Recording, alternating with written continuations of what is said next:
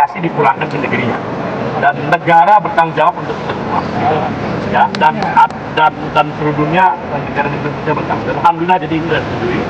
Yang kedua soal tambahan K3 keselamatan dan kesehatan kerja yang punya dampak biologis terhadap manusia. Nah, ini sering tidak dirinci, dan kemarin sudah dirinci pasal per pasalnya, dan alhamdulillah sekarang kualitas K3 bagi dampak-dampak yang bersifat biologis secara biologis pada manusia itu sudah harus dicapai. Jadi perlindungan harus disampaikan. Yang ketiga soal Palestina. Formalisasi tenaga kerja informal.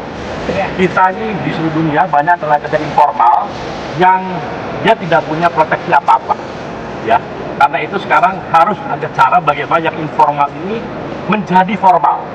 Paling tidak negara mengakui mereka bekerja dan negara memastikan mereka bisa dapat perlindungan walaupun dengan sangat basic.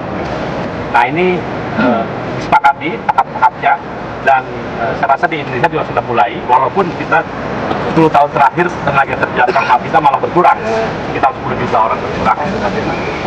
Nanti Pak Rektor silakan, beliau yang menggawangi perjuangan dalam platform digital kemarin.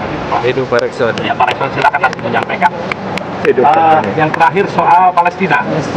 Ya, Palestina dari organisasi diakui sebagai negara penuh yang ikut serta dalam kegiatan ILO. Saya kira begitulah. Tadinya entity, sebagai entity. Ya, entity itu bisa organisasi, bisa. Tapi sekarang state disebut dia sebagai sebuah negara yang bisa ikut terlibat secara penuh dalam kegiatan ILO. Saya kira begitu. Dan itu disetujui oleh hampir semua, 100% para yang hadir. Jadi saya rasa perjuangan kita alhamdulillah berhasil, dan terima kasih atas doa dan dukungan teman-teman, dan mudah-mudahan ini membawa dampak yang baik bagi kita. Amin. Dan kita berharap juga pemerintah bisa menindaklanjuti semangat dari Jenewa, semangat dari ILO, yaitu kita tidak perlu dulu menunggu sampai konvensi jadi. Kalau misalnya sudah memang ada pasal-pasal yang bisa kita buat sebagai aturan, ya silahkan kita buat. Saya juga mengapresiasi kepada pemerintah Indonesia melalui Menteri Tenaga Kerja, ya, yang dari awalnya pun sudah ada semangat untuk memastikan pekerja online ini, ya, itu mendapat perhatian yang sangat serius. Alhamdulillah dibuktikan dengan voting pada waktu itu pemerintah Indonesia juga mendukung agar pekerja platform digital distatuskan sebagai atau distatuskan sebagai pekerja.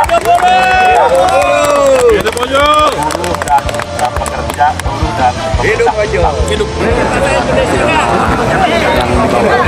Yang pertama begini ya, semangat tripartit yang berangkat ke ILO Jenewa ya, itu dari buruh, pengusaha, dan pemerintah, itu ada semangat yang sama lah. Indonesia Incorporated, khususnya pemerintah dan pekerja punya niat yang sama untuk meningkatkan perlindungan bagi pekerja. Karena itu tidak ada pertentangan antara buruh Indonesia dan pemerintah Indonesia di sana.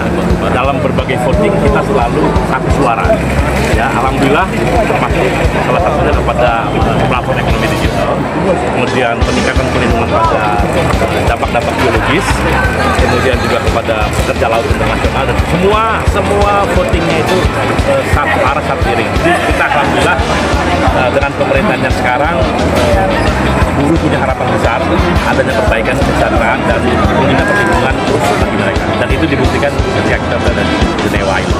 Teman untuk ini Pak, rancangan undang-undang untuk tenaga transportasi online ini. Ya. Ini kan cukup sudah seharusnya secepatnya untuk dilakukan Pak.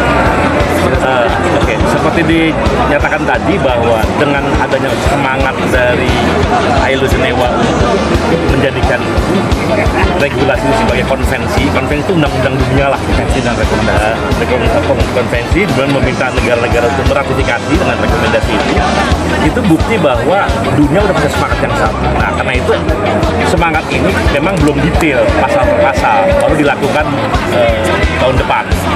Nah, kita berharap pemerintah Indonesia bersama kita dialog bagaimana menjadikan semangat Jenewa yang khususnya platform digital dan juga cloud dan sebagainya itu kita realisasi dalam bentuk peraturan-peraturan yang bisa kita buat. Apa itu peraturan pemerintah atau mungkin sebelumnya perpu dan sebagainya. Jadi intinya kita melanjutkan semangat dunia lah, yang juga sumbangan dari orang paling besar loh, orang Indonesia yang jadi penyelenggara daring di sana nggak ada di dunia lebih besar dari Indonesia. Jadi kita menyumbangkan pikiran ini kepada dunia juga sebenarnya. Siap. Yang selanjutnya untuk menegaskan adalah rapat terus dunia Berdialog dengan stakeholder, termasuk pemerintah dan stakeholder. Kira-kira itu. Indikator juga berarti. Oh, pasti. Kita nggak mungkin bikin orang. Kita pengen mereka jauh semua, tapi semuanya kan. Semua orang boleh kaya, orang boleh makmur, tapi tidak boleh ada ekspektasi delong parlong. Expectation of man by man. Tidak boleh ada ekspektasi the person by the person, nggak boleh. Jadi orang boleh kaya, tapi nggak boleh mendesak. Itu intinya. Kira-kira Ada seperti itu. waktunya yang dijadwalkan. nanti. Pak Jokowi di Garuda kan di Garuda ini ada kisruh dan maksudnya direksi Ya, dari- serasa. ada pesan yang disampaikan ke Pokoknya saya baik-baik aja lah. Kalau cari. langkah tim delegasi untuk budaya Indonesia bagaimana Pak? Ya, kita koordinasi terus. Pasti loh. Oke ya, thank you ya, makasih. Terima kasih banyak.